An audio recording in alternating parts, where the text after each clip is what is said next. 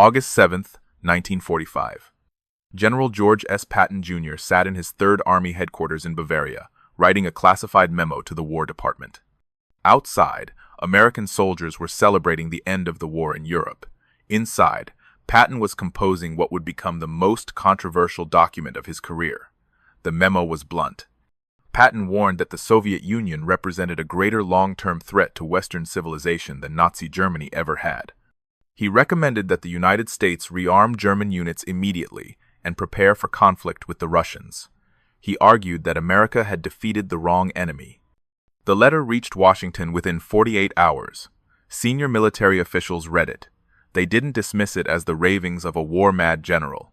They analyzed it carefully.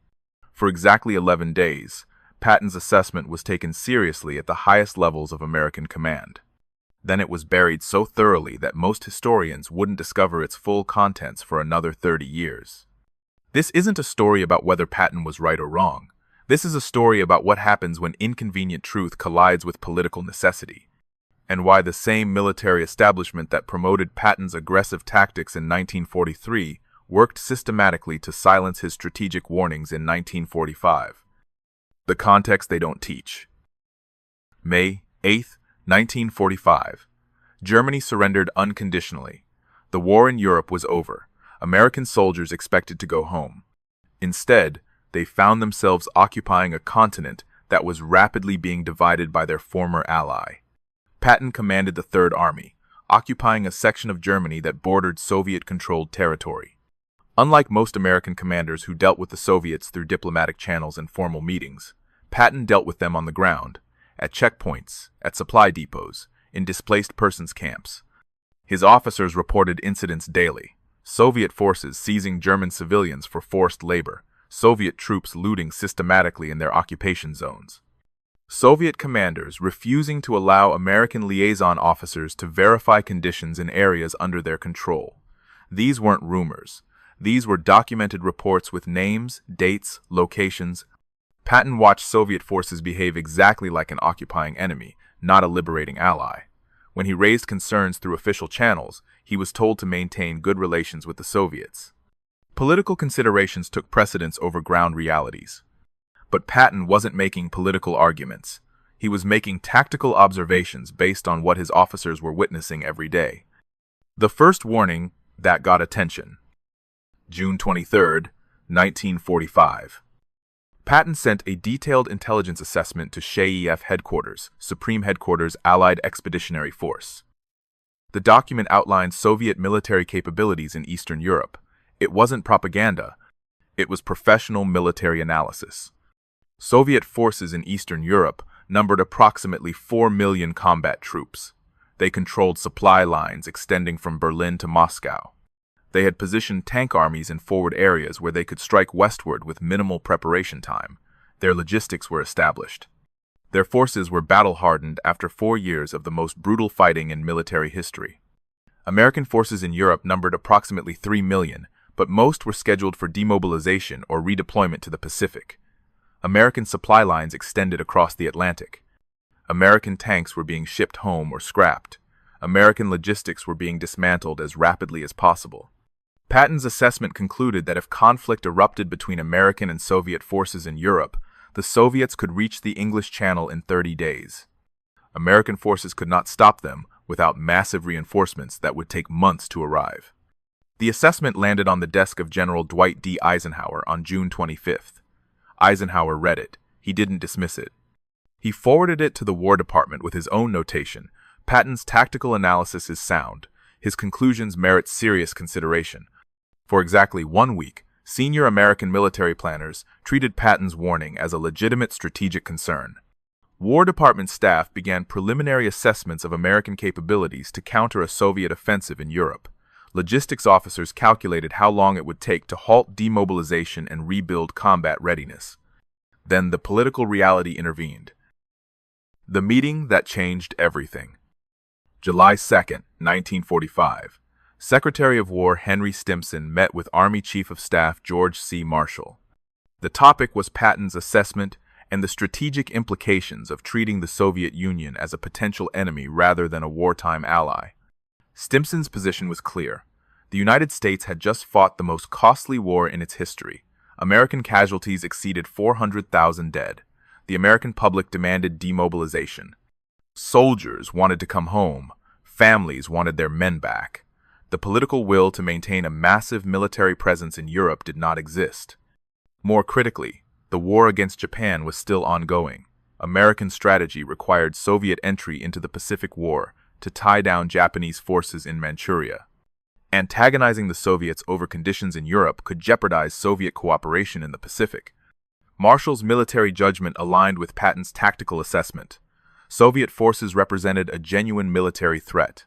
Soviet behavior in occupied territories suggested hostile intent, but Marshall's strategic judgment recognized that political realities constrained military options. The decision was made in that meeting. Patton's assessment was accurate. His warnings were legitimate, but acting on those warnings was politically impossible. Therefore, the warnings would be acknowledged privately and ignored publicly. July 5, 1945. Eisenhower received instructions from the War Department. Patton's intelligence assessments regarding Soviet capabilities were to be filed as classified material. They were not to be shared with press or congressional committees. Patton was to be instructed to limit his public comments regarding Soviet forces. Patton received those instructions on July 7th. He ignored them almost immediately. The speech that guaranteed his silence. September 22, 1945.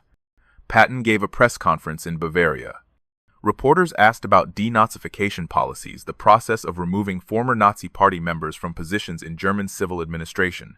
Patton's answer was characteristically blunt. He stated that the Nazi Party in Germany was similar to political parties in America. Most members joined for practical reasons, not ideological commitment. Removing all former party members from administrative positions would make governing Germany impossible. He compared forcing Germans to operate without experienced administrators to expecting a building to stand after removing its foundation. The comparison between the Nazi Party and American political parties made headlines within hours. The reaction was immediate and furious. Veterans groups condemned Patton. Editorial boards called for his removal. Congressional representatives demanded explanations. Eisenhower had no choice. On September 28, 1945, Patton was relieved of command of the Third Army. He was reassigned to command the 15th Army, a paper organization tasked with writing historical reports. It was a professional exile disguised as a transfer. But here's what the headlines missed. The press conference wasn't why Patton was relieved. The denazification comments were the excuse. The real reason was the pattern of warnings about Soviet intentions that Patton had been issuing for 4 months. Patton's reassignment accomplished 3 objectives simultaneously. It removed him from operational command, where he could influence policy. It discredited him publicly so his warnings could be dismissed as the opinions of a disgraced officer. And it sent a clear message to other commanders that public dissent regarding Soviet policy would not be tolerated. The memo they couldn't ignore. October 14, 1945. Patton submitted his final classified assessment to the War Department. This document went further than his previous warnings. It outlined a specific military scenario. If the United States decided to confront Soviet expansion in Europe, the window for action was closing rapidly. American demobilization was accelerating. By spring 1946, American combat forces in Europe would be reduced to occupation duties. Soviet forces would have overwhelming numerical superiority. Patton recommended 3 options. First, accept Soviet control of Eastern Europe and withdraw American forces to defensive positions in Western Europe. Second, reinforce American forces in Europe immediately and negotiate from a position of strength. Third, rearm German units under American command and prepare for potential conflict. The third option was the one that made Patton's memo impossible to acknowledge publicly, suggesting that America should rearm Germans less than 6 months after defeating Nazi Germany was political suicide. But Patton wasn't making a political argument. He was making a military calculation. German soldiers knew Soviet tactics. They had fought the Red Army for 4 years. They understood Soviet command structure, Soviet logistics, Soviet operational doctrine. If conflict came, German expertise would be invaluable. Refusing to use that expertise because of political sensitivities meant accepting military disadvantage. The memo reached Army Chief of Staff Marshall on October 17th. Marshall read it. He filed it personally. He did not share it with Stimson. He did not circulate it to other senior commanders. He recognized that even acknowledging the document's existence would create a political crisis. Years later, in interviews conducted after he retired, Marshall admitted that Patton's October memo was the most strategically accurate assessment of Soviet intentions produced by any American commander in 1945. He also stated that acting on Patton's recommendations would have been politically impossible and potentially catastrophic for American democracy. The memo was classified top secret. It remained classified until 1973. What happened next? December 9th, 1945. Patton was injured in a traffic accident near Mannheim, Germany. His staff car collided with an army truck. Patton suffered severe neck injuries. He was paralyzed from the neck down. He died 12 days later on December 21st, 1945, without regaining mobility. The accident eliminated the problem that Patton's warnings had created. There would be no more memos, no more press conferences, no more inconvenient assessments that contradicted official policy. Conspiracy theories about Patton's death emerged almost immediately. Soviet assassination, OSS operation, political murder disguised as accident. No credible evidence supports any of these theories. The accident was investigated thoroughly. The evidence indicates it was exactly what it appeared to be, a tragic collision. But the timing was convenient, and the official response to Patton's death revealed how thoroughly his warnings had been suppressed. Patton's obituaries focused on his tactical brilliance and his controversial personality. They mentioned his relief from command over denazification comments. They did not mention his warnings about Soviet intentions. They did not reference his classified assessments. They did not acknowledge that his strategic analysis had been taken seriously for exactly 11 days before being systematically buried. The narrative that emerged positioned Patton as a brilliant tactical commander whose understanding of war did not extend to politics or strategy. This narrative was convenient because it allowed military and political leaders to dismiss his warnings without addressing their substance. The vindication that came too late. March 12, 1947. President Harry Truman announced the Truman Doctrine, committing the United States to containing Soviet expansion. The policy Patton had advocated in August 1945 became official American strategy 18 months after his death. June 1948. The Berlin blockade began. Soviet forces cut off Western access to Berlin, demonstrating exactly the kind of aggressive action Patton had warned about. April 1949. NATO was established. The United States committed to permanent military presence in Europe to counter Soviet power. The demobilization Patton warned against was reversed, but only after the strategic advantage had been lost. August 1949. The Soviet Union tested its first atomic weapon. The nuclear age began. The window Patton identified in 1945, when American military superiority could have been used to negotiate from strength, closed permanently. Every major element of Patton's August 1945 assessment proved accurate. Soviet intentions were hostile. Soviet military power threatened Western Europe. American demobilization created strategic vulnerability. The optimal time for confronting Soviet expansion was immediately after Germany's defeat, not years later after Soviet positions had solidified. But by the time American policy shifted to acknowledge these realities, Patton was dead, and his warnings had been buried so thoroughly that few people knew they existed. Why the warnings were buried? The simple answer is politics. The American public in 1945 had no appetite for another war.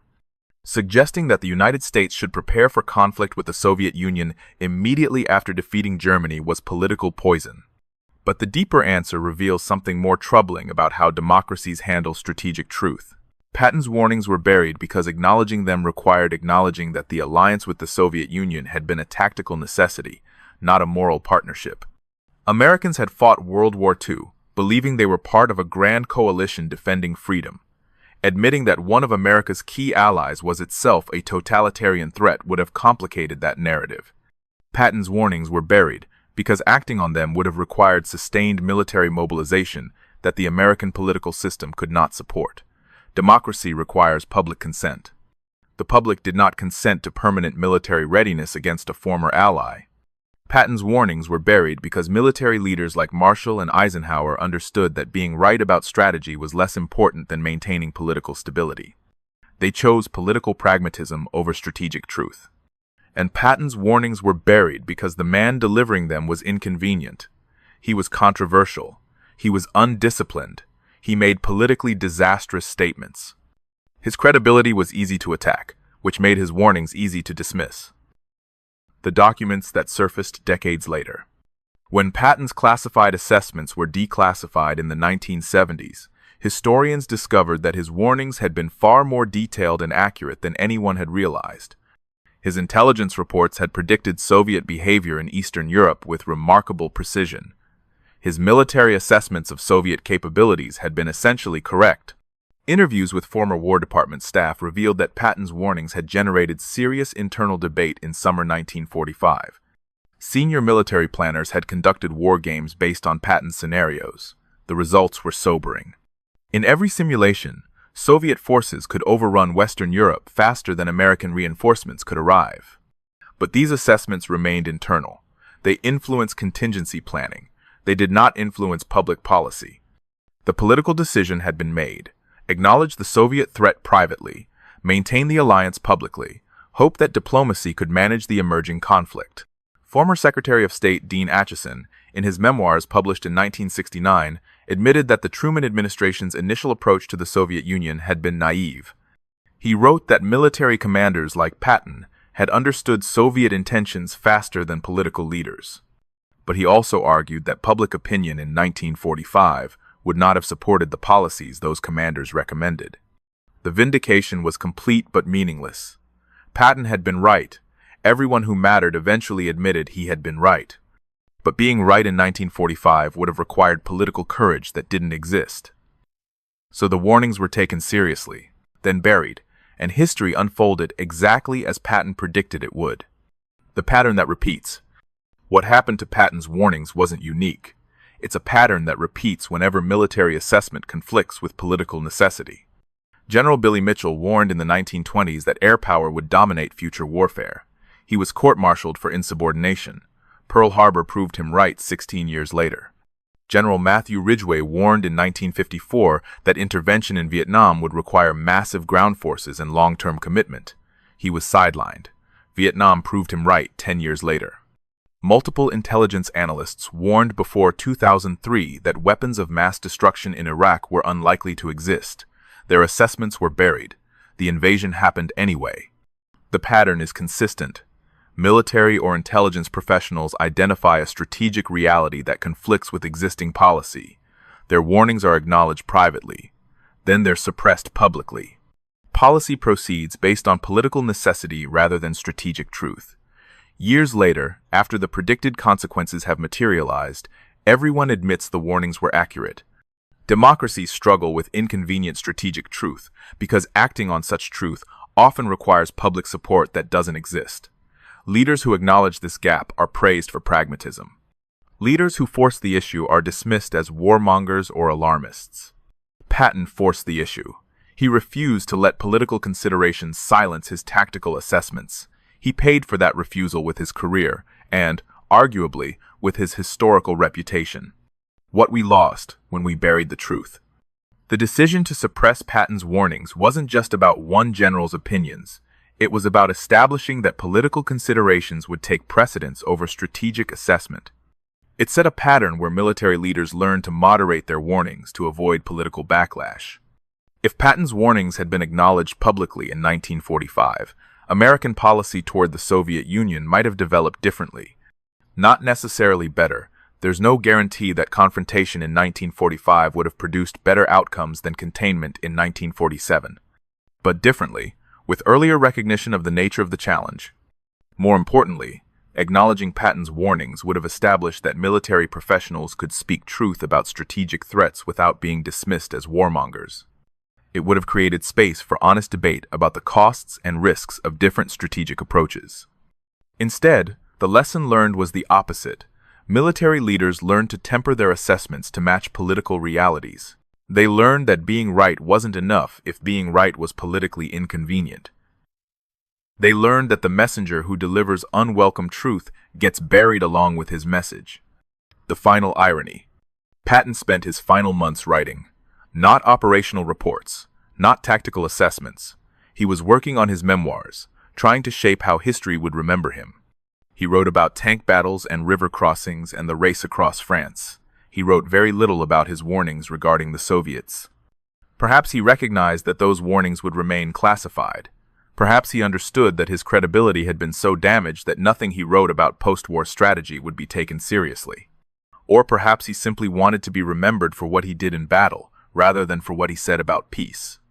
When he died on December 21st, 1945, the obituaries described him exactly as he feared they would: brilliant tactical commander, controversial personality, undisciplined in dealing with press and politicians, no mention of strategic vision, no acknowledgement of his warnings, no recognition that he had seen the shape of the Cold War before it had a name.